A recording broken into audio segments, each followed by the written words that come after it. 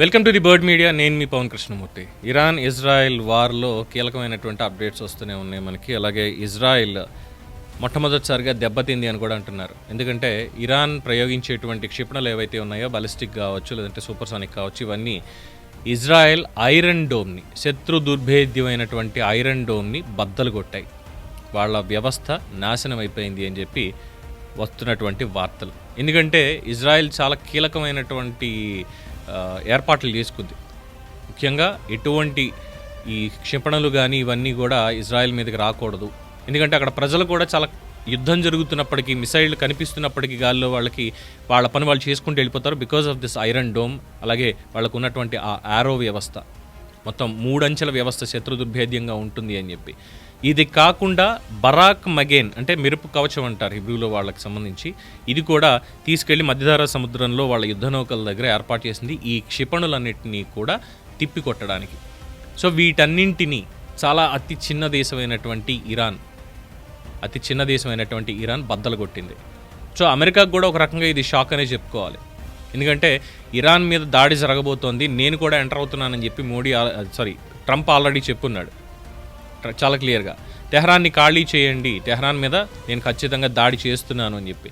So అది చేసే ముందే, మీరు దాడి చేసే ముందే మేము వచ్చి మిమ్మల్ని కొట్టాను చూసుకోండి అని చెప్పి ఇరాన్ ఐరన్ డోమ్ని కూలగొట్టేసింది. మరి దీనికి ఇజ్రాయెల్ దగ్గర ఏం సమాధానం ఉందంటే, వస్తున్నాయి వాళ్ళు చెప్పుకుంటున్నారు ఏంటి, చాలా వరకు క్షిపణులన్నింటినీ కూడా మేము కూలగొట్టడం జరిగింది, మా ఐరన్ డోమ్ పటిష్టంగానే పనిచేస్తుంది, మా దగ్గర ఉన్నటువంటి 3 అంచెల వ్యవస్థ కూడా, మా బాలిస్టిక్ క్షిపణులు కావచ్చు, మిగతావి కావచ్చు, అన్ని సానిక్ క్షిపణులు కావచ్చు, అన్నిటినీ కూడా మేము వదులుతున్నాము, అన్నీ కూడా వాటిని కూలగొడుతున్నాయి. అయితే మా మీద కూడా దాడి జరుగుతున్నప్పుడు కాస్త నష్టం జరుగుతుంది, కొన్ని భవనాలు కూడా బీటలు వారుతున్నాయి. ఎందుకు అనంటే ఆ క్షిపణి శకలాలు ఏవైతే ఉన్నాయో కూలగొట్టినవి, అవి పడి దెబ్బలు తగులుతున్నాయట. సో ఒప్పుకోవట్లేదు పక్కన. నిజంగానే వాళ్ళకి, ఇరాన్ వాళ్ళకి ఎందుకు అంత బలం వచ్చింది అంటే, దీనికి చాలామంది విశ్లేషకులు చెప్పేటువంటి అంశం అంతర్జాతీయంగా, రష్యా గతంలోనే ఇరాన్కి సహాయం చేసింది.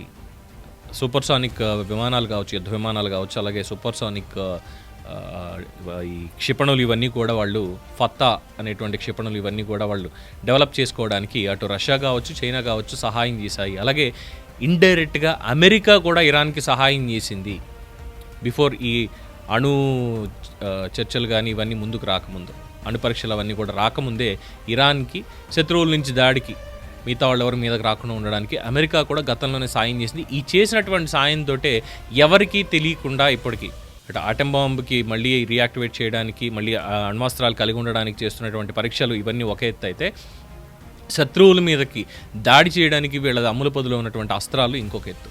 వీళ్ళ ఫత్తా లాంగ్ రేంజ్ మిసైల్స్ కావచ్చు, ఇతరత్ర ఉన్నటువంటివి కావచ్చు, అలాగే సూపర్సానిక్.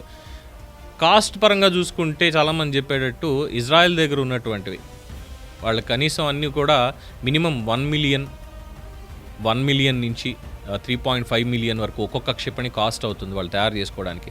ఇవన్నీ ఇంకా చాలా తక్కువ, 1 మిలియన్ కూడా కాదు, మహా అయితే $1,00,000 ఈ టైప్లో ఇరాన్ దగ్గర ఉన్నటువంటివి. మరి అంత తక్కువ కాస్ట్తో చేసుకున్నవి, అంత చిన్నవి, వీటితోటి మరి ఇజ్రాయెల్ని ఇరాన్ ఏ విధంగా ఇలా కూలగొట్టింది, వాళ్ళ మొత్తం ఐరన్ డోమ్ వ్యవస్థని నాశనం చేసేసింది అని చెప్పి చాలామంది ఆశ్చర్యపడుతున్నారు. అమెరికాకు కూడా అంత పట్టట్ల, ఇరాన్కి ఇంత బలం ఉందా అని చెప్పి. సో ఇప్పుడు తెహ్రాన్లో చూసుకుంటే మొత్తం అక్కడ విపరీతమైన ట్రాఫిక్ జామ్లే కనిపిస్తున్నాయి, ఎక్కడికక్కడ వదిలి వెళ్ళిపోతున్నటువంటి పరిస్థితులు కనిపిస్తున్నాయి. ఈరోజు రేపో ఖచ్చితంగా అమెరికా దాడి చేసేటువంటి అవకాశం ఉంది తెహ్రాన్ మీద అనేది కూడా తెలుస్తున్నటువంటి అంశం. మరి ఇక ఇరాన్ ఏం చేస్తుంది, అణుబాంబుని ప్రయోగించే అవకాశం ఉందా, అలాగే ముస్లిం దేశాలన్నీ కూడా ఏకం అవ్వబోతున్నాయా, పాకిస్తాన్ కూడా ఇరాన్కి సపోర్ట్ చేయబోతోందా, వేచి చూడాల్సిందే. Keep watching the bird media for more updates. ఈ వీడియో కనుక మీకు నచ్చినట్టయితే లైక్ చేయండి, షేర్ చేయండి, సబ్స్క్రైబ్ చేయండి, అలాగే పక్కనే ఉన్న బెల్ ఐకాన్ని క్లిక్ చేయండి.